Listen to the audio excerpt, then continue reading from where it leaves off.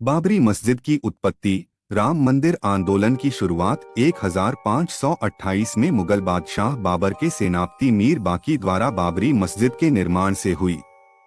यह विश्वास की मस्जिद एक हिंदू मंदिर के खंडहरों पर बनाई गई थी ने दो समुदायों के बीच दशकों तक बहस और झड़पों का मंच तैयार किया। राज्यसभा सांसद बलबीर पुंज ने दावा किया है कि मराठों का लक्ष्य अयोध्या, काशी और मथुरा पर अधिकार। निहंग सिखों की मांग। 1858 में निहंग सिखों ने बाबरी मस्जिद को भगवान राम का जन्मस्थान होने का दावा करने का प्रयास किया। इस घटना ने विवादित स्थल पर नियंत्रण के लिए संघर्ष की शुरुआत को चिह्नित किया, जिससे आने वाले संघर्षों का पूर्वाभास हो गया।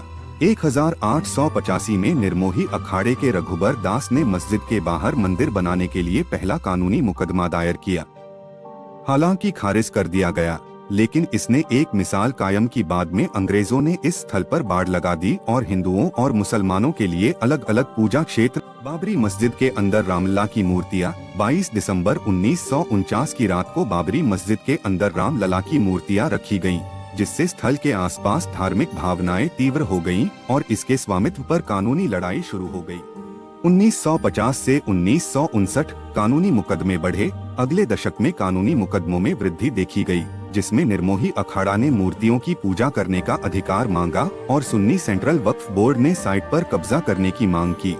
1986 में राजीव गांधी के नेतृत्व में बाबरी मस्जिद के ताले विवादास्पद रूप से खोले गए, जिससे हिंदू पूजा की अनुमति मिल गई। इसने तनाव को बढ़ा दिया, जो राम जन्मभूमि कथा में एक महत्वपूर्ण क्षण के रूप में काम कर रहा है।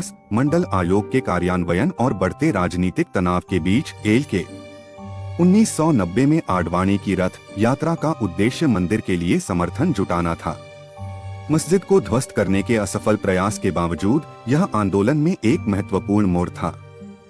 1992 कुख्यात विध्वंस। वर्ष 1992 में एक चरमोत्कर्ष देखा गया। बाबरी मस्जिद का विध्वंस। 94 विध्वंस के बाद दंगे। बाबरी मस्जिद के विध्वंस के बाद पूरे भारत में सांप्रदायिक दंगे भड़क उठे, जिसके परिणामस्वरूप जानमाल का नुकसान हुआ।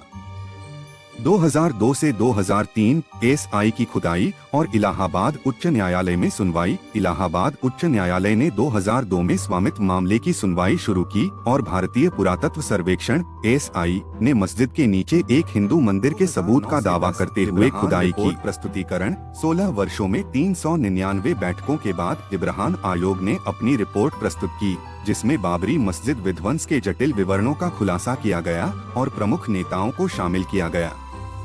2019 सुप्रीम कोर्ट का ऐतिहासिक फैसला। 2019 में एक ऐतिहासिक फैसले में सुप्रीम कोर्ट ने राम मंदिर के निर्माण के लिए पूरी विवादित भूमि हिंदुओं को दे दी और मस्जिद के निर्माण के लिए एक वैकल्पिक स्थल आवंटित किया। 2020 राम मंदिर शिलान्यास। प्रधानमंत्री नरेंद्र मोदी ने 5 अगस्त 2020 को बाबरी मस्जिद स्थल पर एक भव्य राम मंदिर की आधारशिला रखी, उद्घाटन किया। पीएम मोदी ने 22 जनवरी 2024 को अयोध्या में नवनिर्मित मंदिर में रामलला की मूर्ति के प्राण प्रतिष्ठा समारोह का नेतृत्व किया।